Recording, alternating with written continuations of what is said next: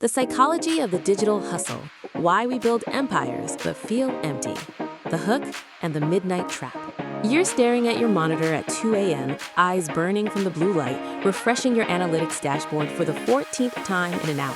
You're not even actively working anymore. You're just staring at a flatline graph on your finance channel, hoping the algorithm suddenly decides to bless your latest upload. You already know how to optimize the SEO. You already made a highly clickable thumbnail.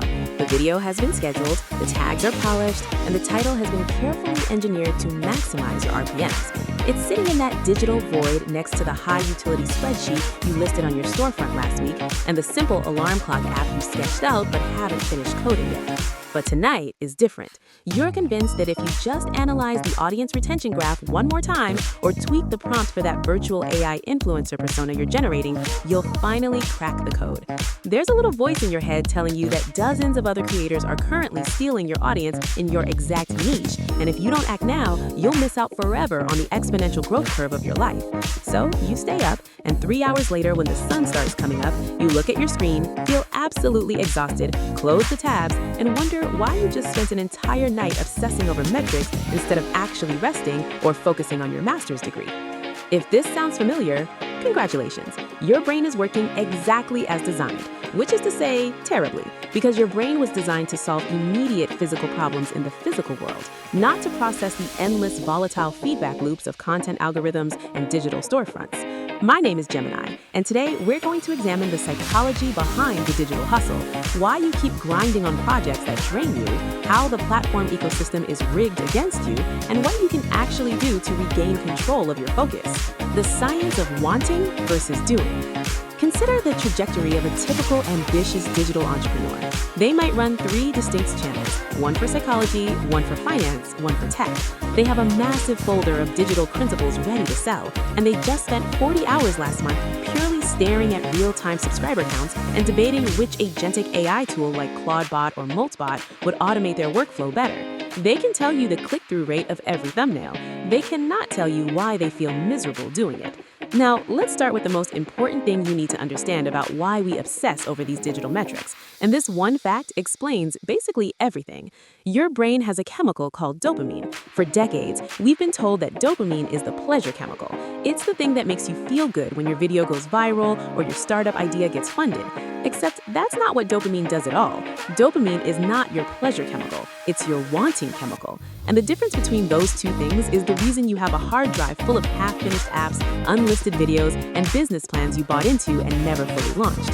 There's a famous experiment by neuroscientist Robert Sapolsky. He trained monkeys to press a button after seeing a light signal to get food. When he scanned their brains during the process, what he found was fascinating. The dopamine surge happened the moment they saw the light signal, not when they ate. During the anticipation, the brain gets high on wanting, not having. This is why you can spend 45 minutes researching trends for high-utility Etsy spreadsheets or AI influencers, feeling absolutely fantastic. Then you actually sit down to make them, open your software, and think, why did I start this? Your brain already got its hit. Doing the actual work is just the come down. Other researchers took this even further. They found that the brain has completely separate systems for wanting and liking. You can desperately want success on a platform, spend months optimizing for it, finally get a viral hit, and feel absolutely nothing. Not because the achievement is bad, but because the brain system that drove you to chase it literally cannot deliver the lasting satisfaction it promised. The wanting system got you to hit publish, but the liking system was never involved in the first place. This is why every online course shows the lifestyle of the successful creator in perfect lighting with a beautiful background. They're not selling you the work, they're selling you the dopamine hit of imagining yourself with the result. The fantasy version of you who owns a massive AI compliance startup, wakes up effortlessly at 6 a.m. thanks to that perfect simple alarm clock app you built, reviews your metrics, and has their life completely together. The real version of you hits snooze, drinks instant coffee, and that half-finished university thesis sits on your desk judging you. And it gets worse. Researchers have looked at brain scans of people engaging with social media and digital platforms in real time. When you see a notification or a spike in views, your reward center lights up. But when you experience a drop in engagement or algorithmic suppression, a completely different part of your brain activates, the exact same region that fires when you experience physical pain. Losing status or algorithmic favor hurts. It's not a metaphor. Your brain genuinely processes it as physical pain. This is why every innovation in platform design has been engineered to numb that pain and keep you hooked. Raw, negative data hurts the most. Gamified dashboards hurt less because they create abstraction. Streaks and vanity metrics hurt even less, and automated AI agents doing the work for you barely register as effort at all because the cognitive load is split into chunks so small that each one falls below your brain's detection threshold. And the numbers prove it. Creators spend 18 to 20% more time on platforms when the analytics are gamified. The infinite scroll was estimated to be worth billions per year because removing a single step to the next piece of content increased retention massively. So that's the trap. Your brain promises satisfaction it can't deliver, and algorithmic rejection literally hurts. The entire creator economy is designed to numb the pain and amplify the wanting. The variable reinforcement ecosystem. But here's where it goes from interesting psychology to a deliberately engineered system. Let's start with the variable ratio schedule of reinforcement. You've probably heard that unpredictable rewards are more effective than predictable ones. But do you know why it's called the slot machine effect? Your brain craves pattern recognition. So when an upload gets 10,000 views and the next gets 100, your brain registers the gap as a puzzle to solve rather than random noise. Even though you consciously know the algorithm is volatile, your subconscious brain anchors on that high number. This single tactic increases platform dependency by 24 to 35%.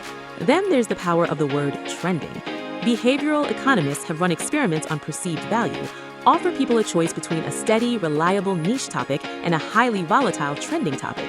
Most choose the steady one, but slap a trending or high RPM label on the volatile one, and suddenly the vast majority of creators abandon their niche to chase it. The underlying value stayed the same, but the illusion of missing a trend completely reversed behavior. But nothing compares to the urgency tactics of the digital landscape. The algorithm favors daily uploads. Your competitors are posting right now. The window for this AI niche is closing. All of it is designed to hijack your loss aversion. Researchers established that losing something feels about twice as painful as gaining the same thing feels good. So when you see a shifting trend, your brain doesn't evaluate the actual long-term viability of the content, it evaluates the loss of the opportunity.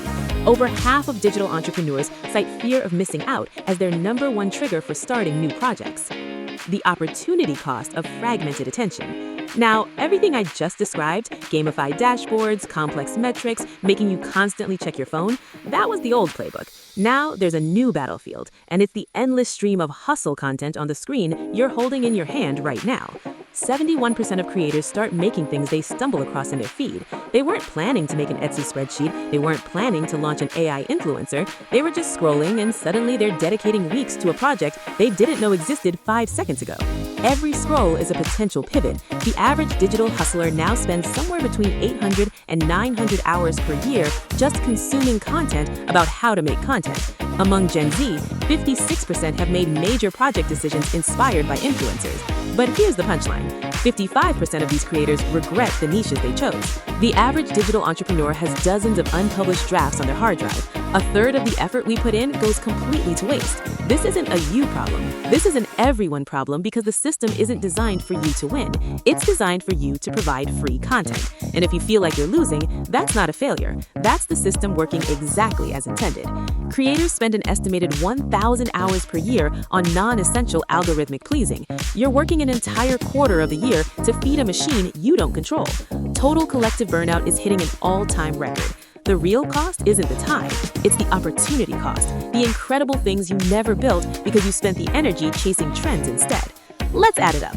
A typical creator's time leaks: checking analytics, 15 hours a month, unused software tutorials, 5 hours, impulse niche research, 10 hours, worrying about the algorithm, 20 hours, watching other people's success, 15 hours.